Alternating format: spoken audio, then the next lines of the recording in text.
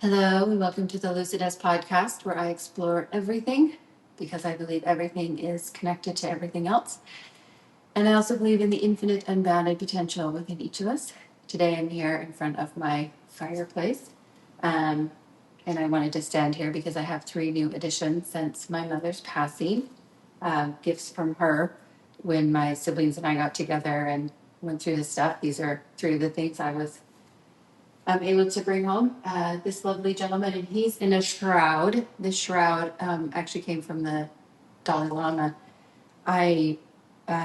His niece knew I loved Buddhas. This was probably at least 20 years ago.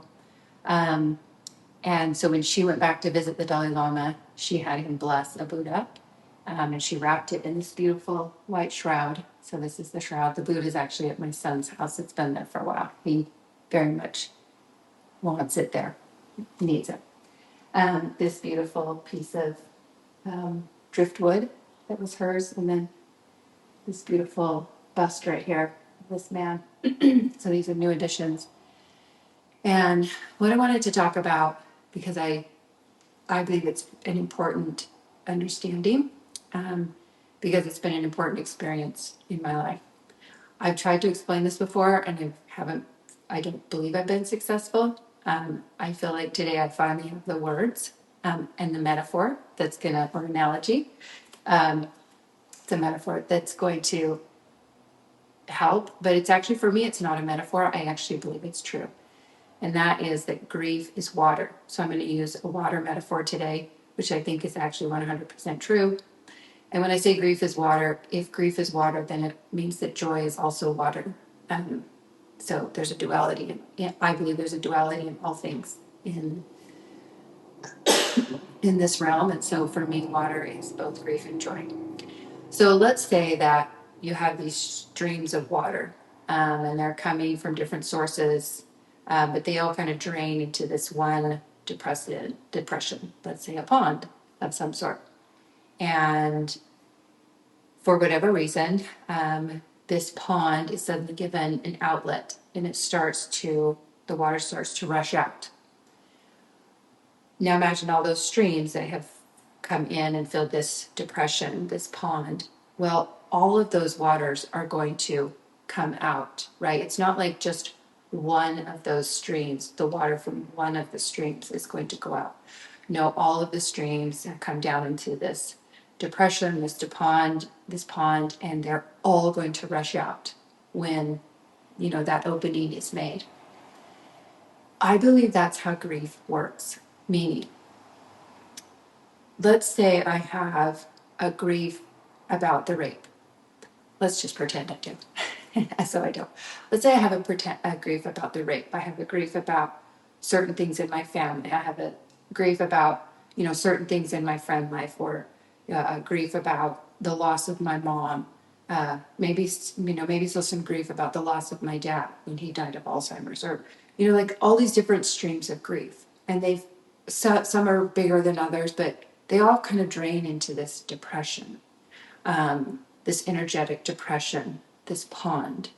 And now that my mom has passed and there's an opening, it's like my mom's passing was powerful enough to sort of like force an opening in this pond, in this depression, and allow a release. And so all of these griefs are now moving through and washing through and washing away. Why is that important? Because if I were just grieving my mom, I might try to put a limit to it. Like, I only feel this much grief for the loss of my mom, or I only should feel this much grief, or, whatever. Like, I might try to put a limit to it, which I believe is so not the way grief wants to work. Grief wants to flow. And I don't think it cares the story or the source. It's just like, it is time to flow. So for me, for whatever reason, there's been a lot of peace for me in my mom's passing. And so when I think about my mom's passing, there isn't a lot of grief. I feel like I'm in this incredibly kind of angsty transformation phase where I'm going to get to a place where I think I'm actually going to be able to communicate with her better than I ever was when she was alive. And so there's an anticipation for me. I'm actually looking forward to what's next. That said, my mother's passing, there is some grief, and it was a powerful enough force that it pushed like a hole in my depression, in my grief pond, so to speak. And so I am feeling the grief of so many other things in my life right now. And I can feel sort of, but it doesn't, I'm not trying to name it. It just comes up as something like, oh, the grief about that. And I just say, yes, let it flow. Like your grief pond has been opened, let it flow. Like this, even though my mom has just passed, this isn't like the time to grieve my mom, it's the time to grieve. And so I just offer, and this comes from an experience I had many years ago where I realized that the grief I was having was bigger than the one incident that I thought I was grieving this one incident. And then something in me was like, no, you're grieving. You're grieving this and this. Yes, you're grieving this one incident, but there's all these other griefs that are happening alongside it, and just grieve. And so I believe it's a gift that when an event happens where there is a loss great enough in our life that it punches a hole in that, that sort of depression that's been holding the grief for us, not to, obviously name it if the name comes up, but not to try to put parameters on how much you should or could or do grieve. And just for the one event, like grieve. Let all the streams of grief just wash away. Um, and I believe that's the beauty of the powerful cleansing. And I think that's part of what my mom was saying in her journal, where, she's releasing these waters, she's releasing this flood. It's like the flood of cleansing and the flood of grieving and the flood of renewal, which grief is all of these things. Sorrow is for me like one of the most beautiful gifts we've ever been given. Her ability to cleanse, there's nothing like it for me, and renew and bring about, when the waters of joy, right? The waters of grief, the waters of joy. And there are times in this where there is like this, there are moments where I'm just like, this grief is so great, and there is such joy that I can grieve, and that I do grieve, and that I can express. And sometimes I understand what's going on in this process, and sometimes I'm so confused. Like I literally, as I've been describing to friends, I said I feel like a snow globe. Sometimes someone shakes it up and sets it down, and then there's another day where they never set it down. It's just shaking, shaking, shaking, shaking. And one of my other girlfriends who recently lost her husband, she started using it too, and she says, I feel like someone just busted my snow globe, and it's just draining everywhere today. So grief is complex in one way, because its sources can be